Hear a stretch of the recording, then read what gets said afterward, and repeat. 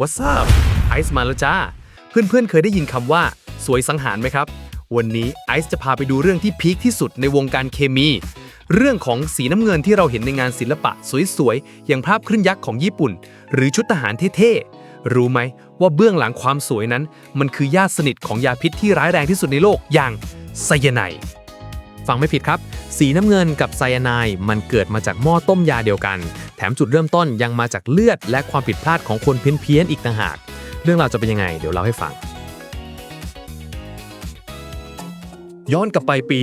1705 ที่กรุงเบอร์ลินยุคนั้นศิลปินจนกรอบครับเพราะสีน้ำเงินดีๆอย่างอัลตรามารีนมันทำจากหินลาปิส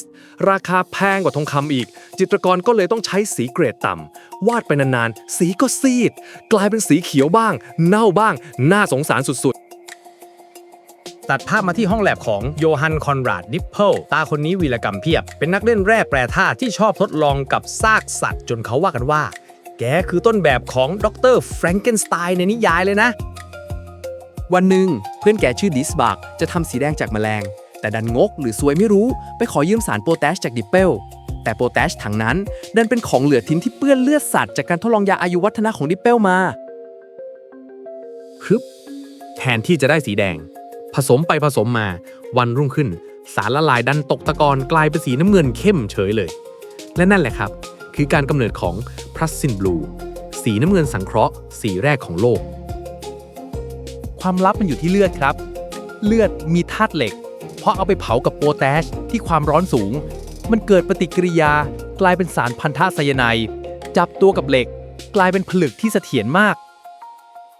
สรุปง่ายๆคือสีน้ำเงินสวยๆก้อนนี้มีไซยาไนด์สิงสถิตอยู่ข้างในตั้งแต่เกิดแต่เดี๋ยวก่อนตอนนี้มันยังไม่ฆ่าใครนะมันยังถูกขังอยู่ในโครงสร้างผลึกอย่างแน่นหนาพอสีนี้เปิดตัวปุ๊บปังปุริเย่ศิลปินทั่วโลกเฮโลกันมาใช้เพราะถูกและดีไวรัลไปไกลถึงญี่ปุ่นจนเกิดภาพในตำนาน The Great Wave ของโฮกูไซคลื่นยักษ์สีน้ำเงินนั่นแหละครับ Prussian Blue ล้วนๆไม่ใช่แค่นั้น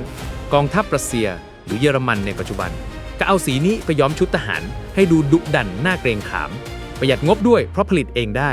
เรียกว่าเป็นสีแห่งอำนาจของจริงยิงยาวมา200ปีจนยุคสงครามโลกครั้งที่1ถึงเปลี่ยนเป็นสีเทาเพราะใส่สีน้ำเงินแล้วเป็นเป้านิ่งเกินไปแต่แล้วจุดเปลี่ยนก็มาถึงเมื่อนักเคมีเริ่มสงสัยว่าเฮ้ยในสีสวยๆนี่มันมีอะไรซ่อนอยู่ปี 1782 คาร์ล วิลเฮลม์ เชลเลอร์นักเคมีจอมซนลองเอาสี Prussian Blue มาต้มกับกรดปรากฏว่าเขาได้ก๊าซชนิดใหม่กลิ่นเหมือนอัลมอนด์ขมเขาตั้งชื่อมันว่า Blue Acid หรือกรดสีน้ำเงินซึ่งต่อมาเรารู้จักมันในชื่อไฮโดรเจนไซยาไนด์และใช่ครับคำว่าไซยาไนด์รากศัพท์มาจากภาษากรีก Kaianos ที่แปลว่าสีน้ำเงินเข้มดังนั้นไซยาไนด์ไม่ได้แปลว่ายาพิษสีฟ้าแต่มันแปลว่ายาพิษที่กำเนิดมาจากสีน้ำเงินตั้งหากพีคไหมล่ะ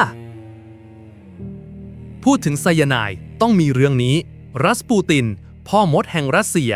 ตำนานเล่าว่าศัตรูวางยาไซยาไนด์ใส่ในเค้กและไวน์ให้กินกะให้ตายคาที่แต่รัสปูตินกินเข้าไปแล้วนิ่งไม่ตายจนคนรอบข้างหลอนนึกว่าเป็นอมตะ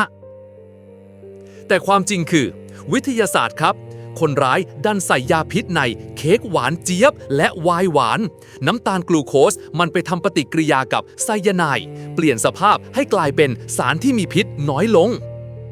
สรุปรัสปูตินรอดเพราะน้ำตาลช่วยชีวิตไม่ใช่เวทมนต์แต่สุดท้ายก็โดนยิงแล้วจับโยนน้ำตายอยู่ดีนะสงสารพี่แกเหมือนกันแต่เรื่องตลกร้ายที่สุดของประวัติศาสตร์เกิดขึ้นในสงครามโลกครั้งที่2ครับนาซีใช้สารพิษที่ชื่อว่าไซคลอนบีซึ่งก็คือไซยาไนด์ความเข้มข้นสูงในการสังหารหมู่ผู้คนในห้องรมแก๊สทุกวันนี้ถ้าเราไปดูที่ค่ายกักกันออชวิทซ์เราจะยังเห็นคราบสีน้ำเงินติดอยู่ที่ผนังห้องรมแก๊สเพราะก๊าซพิษไซยาไนด์มันไปทำปฏิกิริยากับธาตุเหล็กในอิฐปูนที่ผนังเปลี่ยนสภาพกลับมาเป็น Prussian Blue อีกครั้งสารเคมีที่เริ่มต้นจากการเป็นสีสันแห่งศิลปะ ถูกสกัดเอาพิษออกมาฆ่าคน แล้วสุดท้ายมันก็ทิ้งร่องรอยไว้เป็นสีน้ำเงินเพื่อประจานความโหดร้ายนั้นตลอดกาลขนลุกนะครับ แต่เดี๋ยวก่อน เรื่องนี้ไม่ได้จบแบบ bad end เสมอไป เพราะในยุคปัจจุบัน Prussian Blue กลับมาเป็นฮีโร่ครับ หมอค้นพบว่าถ้าเรากิน Prussian Blue เกรดการแพทย์เข้าไป มันจะไม่ถูกดูดซึม แต่โครงสร้างผลึกของมันที่เป็นกรงจะไปช่วยดักจับสารพิษโลหะหนัก อย่างแทลเลียมหรือรังสีซีเซียมในลำไส้เรา แล้วขับออกมาทาง อุจจาระครับ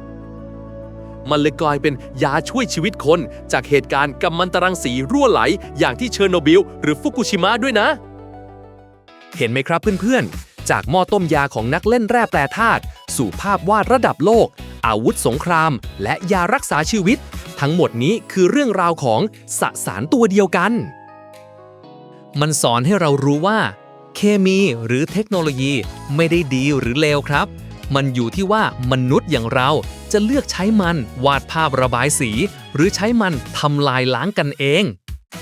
ถ้าชอบเรื่องเล่ามันๆ สาระเน้นๆ แบบนี้ อย่าลืมกดไลค์กด Subscribe ช่อง Ice Style CG ด้วยนะครับ ใครมีเรื่องอะไรอยากให้ไอซ์ไปขุดมาเล่าอีก คอมเมนต์บอกกันได้เลย วันนี้ไปก่อนแล้ว Stay stylish, stay safe, bye